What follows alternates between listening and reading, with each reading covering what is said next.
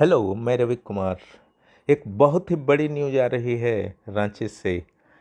झारखंड सरकार के द्वारा जो नियोजन नीति का फैसला दिया गया था सोनी कुमारी के मामले में झारखंड हाई कोर्ट के द्वारा, उसे स्वीकार कर लिया गया है। इसका बहुत ही, जो आप बोल सकते हैं, बहुत ही बड़ा प्रभाव पड़ने वाला है। और जितनी भी वैकेंसी इस नियोजन नीति के आधार पर प्रक्रियाधीन थी वो सारे रद्द हो जाएंगे, चाहे पंचायत सचिव हों या आपके कांस्टेबल के एग्ज़ाम हों या जेएसएससी सीजीएल हों।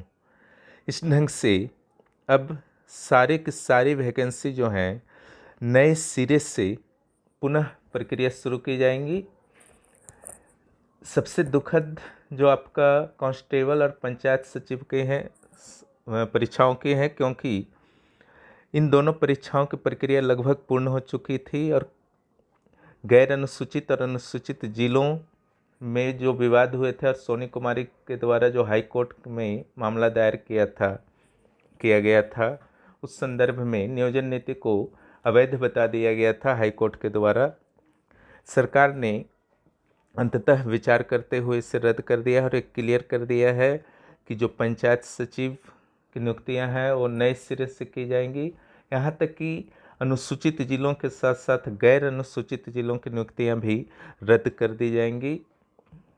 मामला ये फिर से हाई कोर्ट में जा सकता है, अब देखिए क्या होता है, क्योंकि गैर अनुसूचित जिलों के संदर्भ में झारखंड हाई कोर्ट का स्पष्ट निर्देश था कि उनकी नियुक्ति पर किसी तरह की कोई रोक नहीं है। लेकिन झारखंड सरकार संभवतः और अधिक विवाद नहीं चाहती थी, क्योंकि एक ही परीक्षा में आधे की नियुक्ति होती आधे की नहीं होती, शायद इसलिए निर्णय लिया गया है। और जहाँ तक जेएसएससी सीजीएल की प्रक्रिया जो पहले भी एक बार रद्द हो चुकी थी और दूसरी बार भी रद्द होने के कगार पर पहुंच चुकी है, और यहाँ पर भी पूरी संभावना है कि फिर से एक बार वैकेंसी ओपन होगी और 60% आरक्षण के साथ जो केंद्रीय मानक हैं वैकेंसी आ सकती है। 40% संभवतः ओपन रहेंगे। और इस निर्णय का जो है सबसे बुरा प्रभाव पंचायत अभ्यर्थियों पर पड़ा है।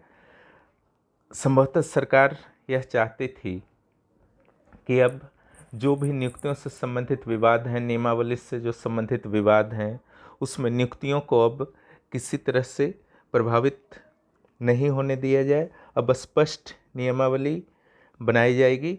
लेकिन जो इस ढंग से रद्द हुआ है 3-4 साल बाद, जब 3-4 साल की प्रक्रिया पूरी होने के बाद, बहुत ही दुखद स्थिति है। खास करके जो भी अभ्यर्थी पूरी तरह से प्रारंभिक परीक्षा, मुख्य परीक्षा और स्किल टेस्ट दे चुके थे, उनके लिए वास्तव में बहुत ही दुखद स्थिति है।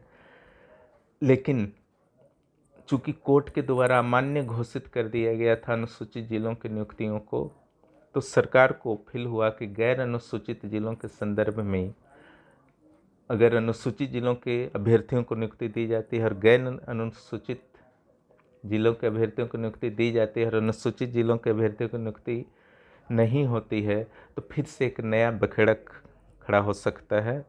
सरकार संभवतः इसी परिस्थिति से निकलने के लिए ऐसा निर्णय सरकार ने लिया है।